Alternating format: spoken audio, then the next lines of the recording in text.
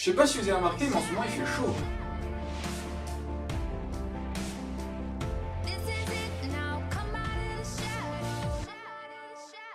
Bonjour à tous, c'est Shaftong, et comme vous l'avez remarqué dans le titre de la vidéo, aujourd'hui je ne vais pas parler de la série Monogatari, mais des films, et en l'occurrence du premier film de la série. Et pourquoi me direz-vous d'un air circonspect? Eh bien pour les raisons suivantes. Donc, les films Monogatari sont divisés en 3 parties de 1 heure. Non, je déconne. Les raisons, c'est que de 1, c'est beaucoup plus simple et plus rapide de se remater un film plutôt qu'une série, aussi courte soit-elle.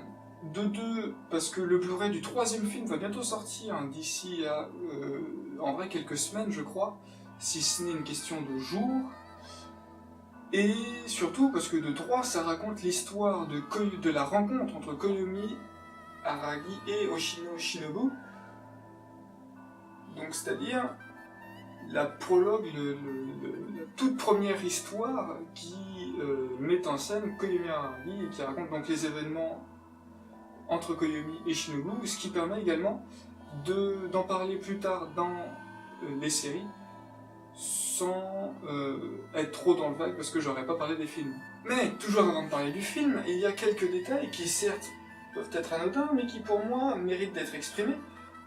Le film Kizumonogatari, donc, s'intitule Kizumonogatari, ce qui veut dire soit histoire de lien, comme pour raconter le lien entre Shinobu et Koyomi, et oui, je regarde souvent en droite, désolé, mais ça veut également dire histoire de blessure, parce que c'est clairement la baby-base de la rencontre entre Koyomi et Shinobu, mais ça, on le verra dans cette vidéo. Puis dans la deuxième sur Kizumonogatari, et oh oui, sur la 3e. Ensuite, je dis le film Monogatari, parce qu'à la base, il était censé y avoir qu'un seul film, en fait, Monogatari, qui s'est appelé Kizumonogatari. Et du coup, vous en avez 3 pour le prix d'un. Vous avez bien fait l'attendre, hein. Effectivement, c'est une bonne nouvelle, et effectivement, depuis tout à l'heure, je suis à la même place, parce que j'ai pas envie de me déplacer. Je m'en bats les couilles, hein. Donc oui, effectivement, à un léger détail près, qui va être un petit peu long. Et d'ailleurs, je t'avais pas tué dans la dernière vidéo, toi? Ouais, mais ta gueule, c'est magique. Le film Kizumonogatari avait été annoncé à la fin de Bakemonogatari, la saison 1, et a été annoncé du coup pour 2010 ou au pire en 2011. 2010, aucune nouvelle, rien, même pas une série. 2011, on est donc tenu au courant, pas de film pour cette année. Par contre, la saison 2. Mais promis, après on fait le film. J'ai pas les moyens, écoute. S'ensuit 2012 et avec la saison 2, une annonce. En fait, pas de film, on fait la saison 3. Elle sortira en décembre 2012 et avec à la fin une annonce. On prépare un truc depuis longtemps en fait. T'inquiète, tu vas kiffer. Et enfin, 2013 arrive avec Dans sa hotte pour les grandes vacances, le film. La saison 4 et ses 23 épisodes. Ah. Plus une annonce. L'année prochaine, promis, c'est le film. Bon, j'imagine qu'en ce moment vous êtes comme je l'étais à l'époque. Bon, cul, ouais, il y aura pas de film. Et effectivement, en 2014, on a bien vu mon cul. Et avec les 2 fesses. La saison 5 et 6, respectivement en août et en décembre. Avec à la fin de la saison 6, une annonce. Et oui, ça bip. J'en ai ras le cul, mais je vais le laisser. Bon, ça fait 5 ans qu'on vous prend pour des cons. Du coup, on va arrêter là. Pas de film pour 2015, par contre, il sortira en 2016. Quelle surprise! Pas de film pour 2015. Bon, en gros, à ce moment-là, tout le monde avait abandonné l'idée d'un film pour avant 2020, à peu près. Sauf que, après la saison 7, il n'y aura pas de film en 2016. Ah! La douleur de la surprise! Il y en aura 3. Oh bah putain! Nom de Dieu, l'ascenseur émotionnel qu'on s'est tapé, nous, fans de la série, avant de enfin pouvoir voir le prologue de toute la série. Il a quand même fallu 7 ans avant de voir le film qui était annoncé depuis 6 ans. Nous y voilà enfin avec le premier film, et je peux vous dire qu'on l'attendait tous au tournant. Donc, les films Monogatari sont divisés en 3 parties de 1 heure, et aujourd'hui on s'intéresse logiquement à la première partie, Kizumonogatari 1, Teketsu Hen, c'est-à-dire Sang d'acier. Comme je l'ai dit précédemment, c'est vraiment la base de Monogatari, même si c'est l'adaptation du tome 3, c'est chronologiquement dans l'histoire les événements les plus anciens qui impliquent Koyomi Araragi, le personnage principal. Et à partir de maintenant, et comme dans toutes mes vidéos à chaque fois, je vais spoil le et même les films à venir, bon pas trop, quand même pour les films à venir, mais pour le film, je vais littéralement le spoil. Donc, si vous n'avez pas vu, c'est ce qu'il reste à faire. Je vais même spoil la saison 1 à 8. Et si vous regardez, si vous faites pause à un moment, vous verrez le spoil de la saison 8. Parce que je vais les éclater. Vous faites ce que vous voulez. J'ai pas envie de mettre le son, j'ai pas envie de muter le son. Je vous emmerde.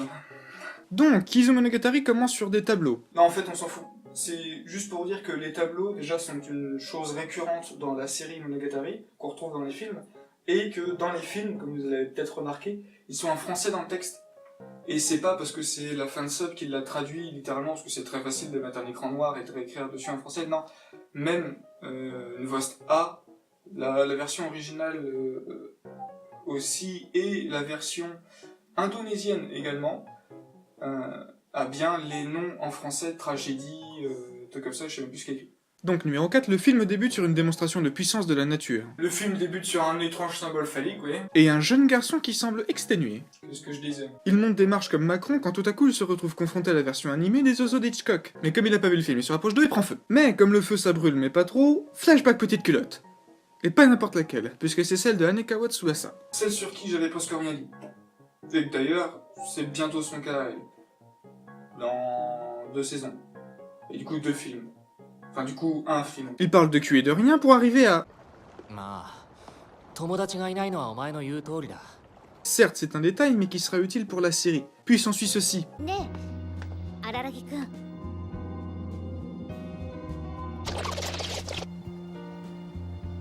荒木くんは吸血鬼って信じる？ Mais je me demande bien ce qui va arriver dans la suite. Ils se disent au revoir. 2 fois. Quand tout à coup, Il va dans une exposition d'art contemporain. N'importe quoi. Une femme tronc. Qu'est-ce que je disais? Maintenant, je vais vous poser une question. dans cette situation, que feriez-vous? Si vous avez répondu... Je la prends un bout de bras et je la balance.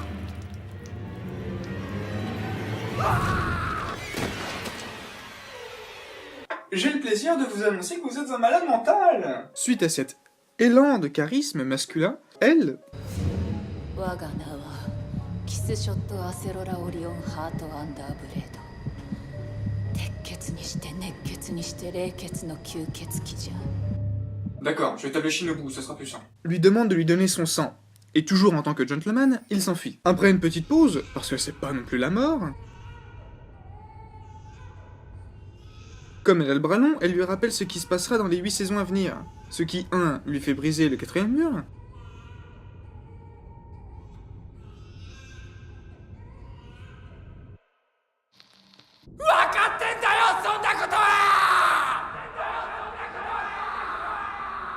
et 2, avant même que vous réalisiez qu'elle a sauté alors qu'elle n'a pas de jambes, elle boit son sang, ce qui a pour effet de créer plusieurs choses. De 1, Ce compteur dont je n'ai absolument aucune interprétation, de 2, de créer une version miniature de Kishot Aserola Heart and the Blade, Teketsu ni shite neketsu ni shite reiketsu no Keketsuki, et bien évidemment, lui faire prendre feu.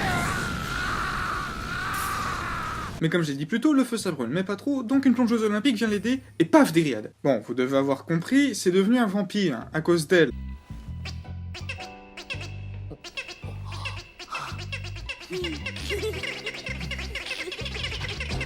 Supposément la reine des vampires. Suite à cela, on découvre le synopsis de la série Monogatari en général, 僕は人間に戻れるのか et une liste de 3 noms.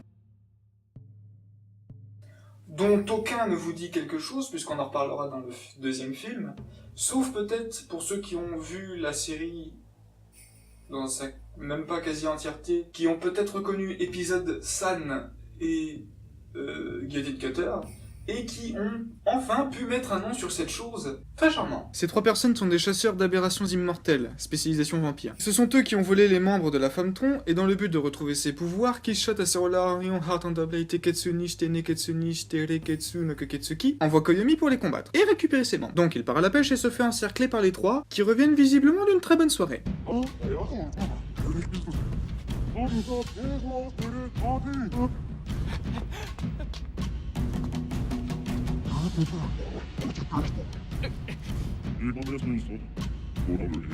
Koyomi se voit déjà mort, mais c'était sans compter le mec avec l'entrée en scène la plus stylée du manga game.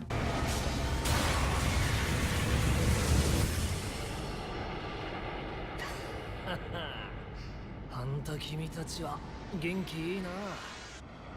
何かいいことでもあったのかい？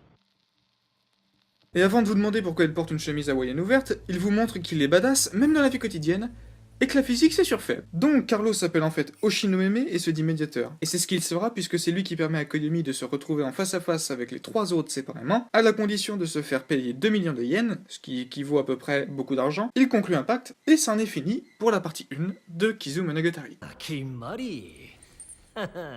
毎度あり。なんつって。 Comme de la vidéo.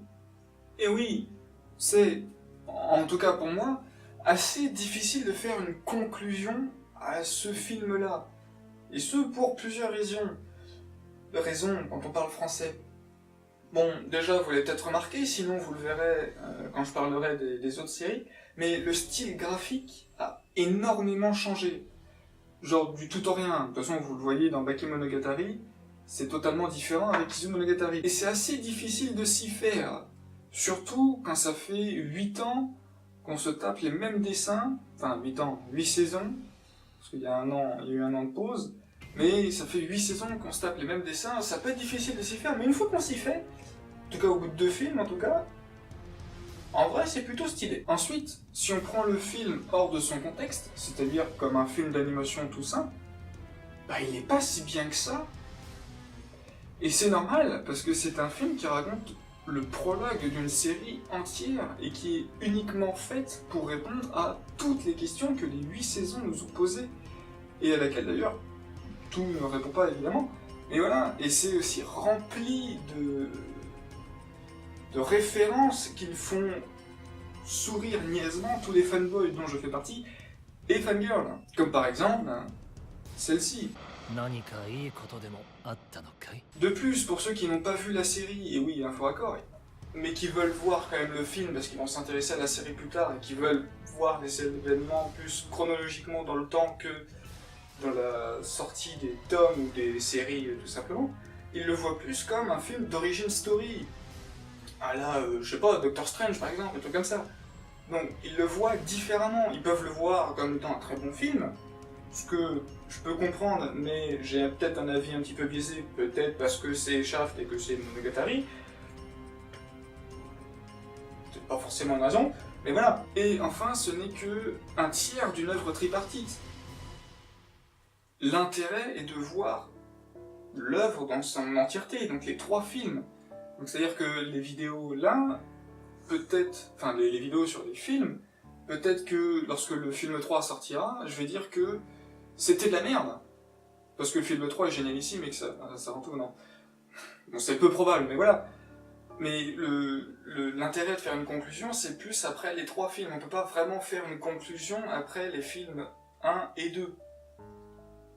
Surtout que moi, je sais ce qui se passe après, pour le film 2, parce qu'il est sorti, et parce que je sais également ce qui se passe dans le film 3, parce que ils nous l'ont assez dit, hein, quand même, dans la série. Et voilà. Donc, la seule chose que je peux rajouter, c'est que dans la partie 2, comme annoncé dans la scène post-crédit, et comme on s'en doute un petit peu de toute façon, ça va fight sévère entre Koyomi, Getting Cutter, épisode Sun et